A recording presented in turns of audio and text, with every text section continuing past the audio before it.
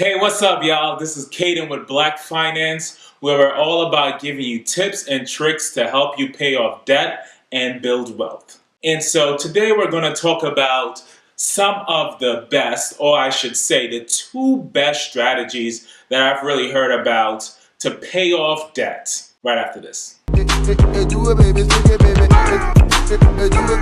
my best life. Okay. And so the first strategy that I want to share with you today, it is called the debt snowball.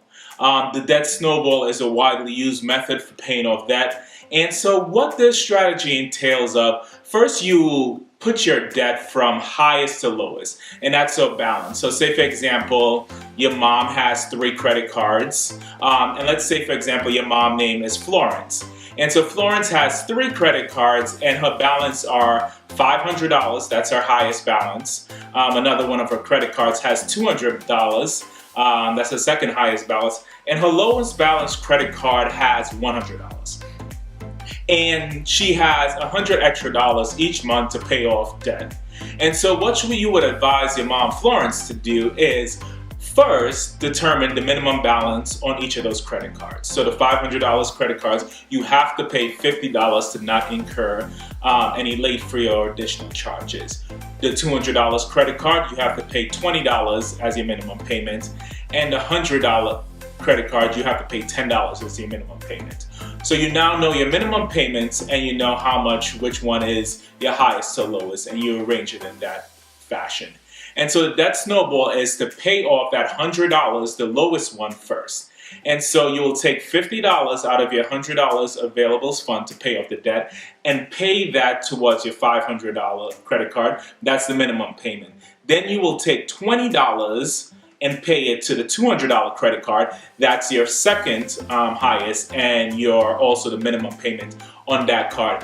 And so you'll take that $30 and pay it towards that $100 card. And so the goal is to pay off that $100 card as fast as possible. And this is where this strategy really comes alive, is because as soon as you pay off that particular debt, you then take that $30 you were paying towards the $100 credit card, add it to the $20 that you were paying previously as the minimum payment on the $200 credit card. You now have $50 to pay towards that $200 credit card. So what that means, maximum, at most, it may take you 3 to 4 months now to pay off the $200 credit card, right? And so you will focus all your attention on paying off that one. And as soon as that one is paid off, you take that $50, add it to the $50 that you were paying to your $500 credit card, and combine it. You now have $100 each month to pay towards what would be a final debt in this instance.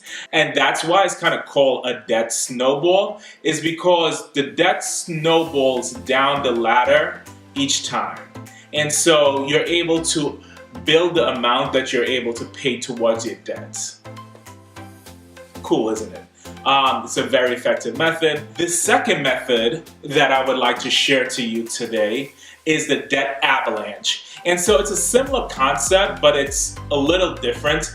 The debt avalanche is the one that makes most sense mathematically. After I explain both methods, I will give pros and cons to both of them. What the debt avalanche entails is ordering your debt from the one that has the highest interest first, then second highest interest, and third highest interest. And so example, if you have a 5% credit card interest on one of your credit cards, and then you have 10% interest on another one of your credit cards, and third credit card has 15% interest on it.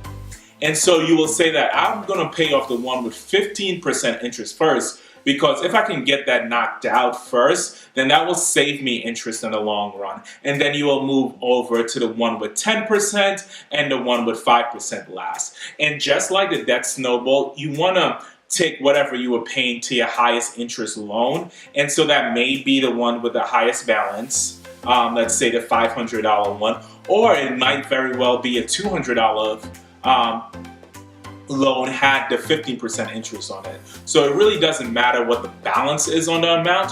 What matters is the amount of interest for the debt avalanche.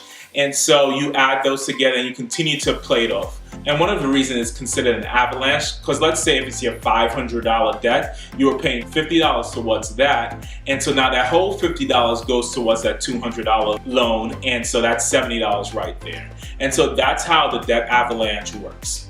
And so pros and cons. So the pro for the debt avalanche is that it makes sense mathematically, meaning that if you were to pay off your highest interest loans first, you will, one, pay off your loans quicker, and two, pay less interest. And another way to look at that is save more money in terms of paying off your loan. You may be asking yourself, if you're paying less money and saving and paying it off quicker, why would anyone choose the debt snowball over the debt avalanche? And the reason why people choose the debt snowball is because of human behavior. Research has shown that the debt snowball is actually probably one of the most effective way to pay off debt. And that's because for each debt you pay off, especially when you pay off that small $100 debt, you grow momentum behind it and you feel inspired to keep going. And so people tend to last longer on the debt snowball than maybe, say, less debt avalanche. If you're a college student, you can have $80,000 being your highest interest loan, and it may take you a year, 2 years to even pay that $80,000 off. And you may honestly lose all steam before you pay it off. But with a debt snowball now, you paid off all your little stuff, and so you're building momentum and you're getting more passionate about it. The other thing is that if, let's say, you're still paying the minimum payments on all of these loans using the debt avalanche, and you still have $100 or $70 of minimum payments to pay, then that doesn't change. But let's say you pay off your lowest loan first, your two lowest, and then you only have the last highest loan first. Technically, you only have to put out a $50 cash flow to cover your debts. And so what that gives you is a little more peace, knowing that if an emergency comes up, you're in a better position to cover your debt. You may have heard during my presentation a little bit of bias when I was going through the pros and cons, because I honestly think for most people, the debt snowball is best.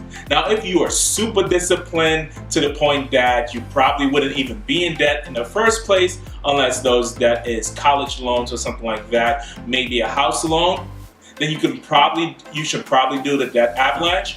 But if you have credit card debt, I think that's a good indicator that the debt snowball will probably be the best method to go. So that's the debt avalanche, that's the debt snowball. Two of the best strategies to pay off debt. You honestly can't go wrong using either one of those. I hope this was informational for you. If you plan to try it, let me know if you've already tried it and you find success. Please leave those in the comments. And if you find something else that works for you, some people talk about other strategies, feel free to leave those in the comments too, because we're just trying to build a community here where we kind of help each other to pay off debt and build wealth. Thank you. And in all things, remember, live your best life. Hey y'all, so thank you for watching the video on the difference between the debt snowball and the debt avalanche and how to use that to pay off loan. If you find this video helpful, subscribe. I'm sure I'm going to put it somewhere up top. If you haven't already, make sure you hit the bell. Hitting the bell allows you to hear when new things are coming up or when I post new things. My goal is to post something every Monday. Love you, and as I always say, remember to live your best life.